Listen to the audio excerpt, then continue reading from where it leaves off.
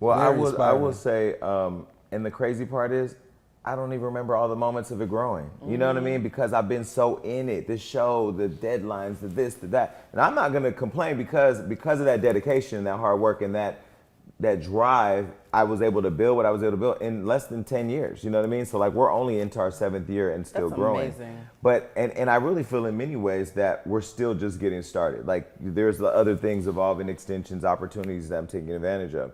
And I really love that now other storytellers, they're starting to tell the story. You know, I posted on Facebook and Instagram from foster care to Forbes, and I almost got really emotional That's a because flex. I was thinking, you know, recently Tiffany Haddish and I went back to my hometown where this young girl got stabbed and killed right at my high school. I was really moved to just go there and be with the city and be with these kids, and we were able to get all 1,400 kids out, and I bought everybody pizza, and because I remember how we loved a pizza day. We loved the chocolate milk day, you know, Yes. and just little things that we can do to get back to school. We brought the family of the young girl out. Tiffany was able to talk to the kids and stuff. And then we went to my old group home, Children's Home in Stockton, and we stood in the doorway of the room that I was in when I was there. That would have been emotional. It's emotional thinking about it right now because standing there, the door is much smaller than it was when I was 10 years old. You know, the place is expanded. The people were excited to see me there. I was a success story. I was the one that made it. And when I think about all the opportunities that I don't get in Hollywood sometimes, and this is the part that I think will make me emotional because it's not because I'm not talented, it's because I'm black. And that to me bothers me. It bothers me that, and that I think when people are like, oh, he's on his pro-black. Now when I realize that when you're black, you have especially when you're a black owner, you have a platform, you have an obligation to be louder because there's so many people working in concert to silence you. And even the pop out with Wendy during the Met Gala. That was intentional. Flex. That was an intentional flex because the show said you're not big enough to host. Even with Tiffany Haddish on Monday, Cardi B on Tuesday, Mariah Carey on Wednesday, so and so and so and so, you're not big enough. And when I heard that, I was like, you know what? I'm gonna show you. I'm gonna build a show better than yours. I'm gonna make sure I get bigger guests than yours. I'm gonna make sure that I reach audiences that you can't reach. I'm not gonna just do a show for white women in middle America, although I do want you to watch too. Please watch, Karen. You know, I'm building a show that everybody can enjoy and just for an hour a week, just escape and have a good time and talk to, and hear from people that other people can't get right now. And I wanna say one more thing, another big flex and another name drop. Last night I was sitting at home on my couch and I'm planning the Hollywood Unlocked Impact Awards. And I pick up the phone and I said, I don't know why I'm gonna do this right now because the girl just had a baby. I'm going to call Rihanna and ask her if I can honor her at my award show. Aww. And I called her and she answered. We chit chat a little bit and I said, okay, I'm gonna ask you a question and I won't be mad if you say no. You can say, you ain't gotta say no to my face, just give me the contact so I can call with him. And I told her about the award, and she said, well, tell me, like, what is it for? What are you doing it for? Like, why? And I said, I want to honor you. She said, well, what award do you want to give me? I said, the Icon Award. And she was like, oh, really? I said, yeah. And she said, I'll show up for you. Wow. And I'm going to just say this. That there validated my belief that I was big enough for the Wendy Show. I was bigger than the Wendy Show.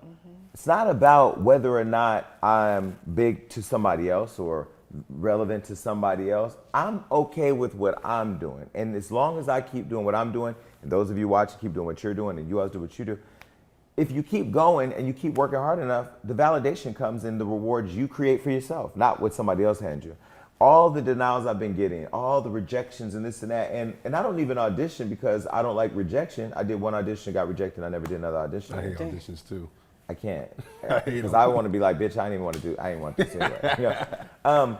If I can't get it, I'll build it myself. So if you don't want to give me what's already available, I'll go build it myself. And to build the award show in the whole conversation of, you know, black people not being awarded or getting the right awards or recognition, as a black man owning an award show, that's kind of lit.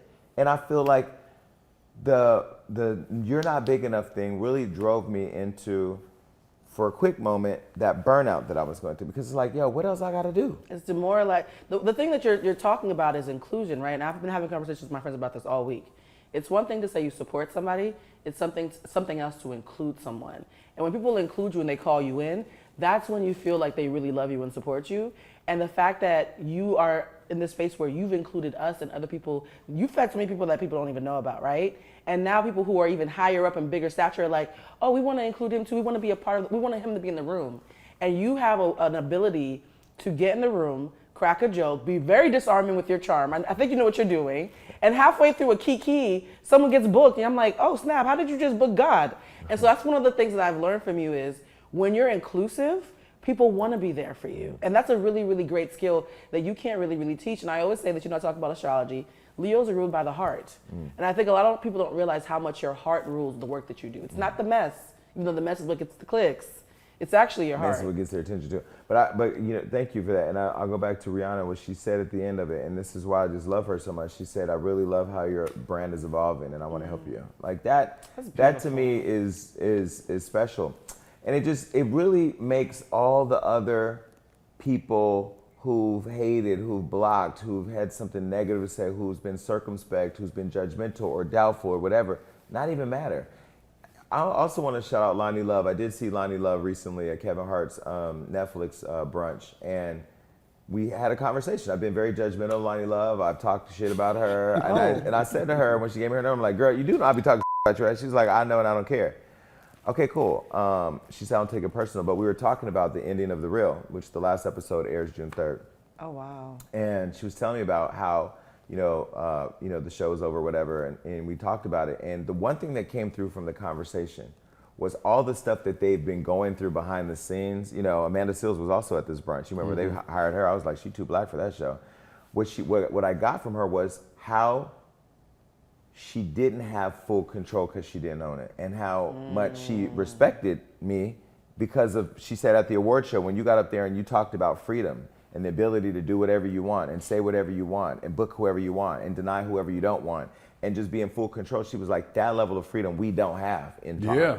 And when she said it, it goes back to, here I think I'm not as powerful because I'm not on TV, when the people on TV think that I'm more powerful. Because you are, yeah.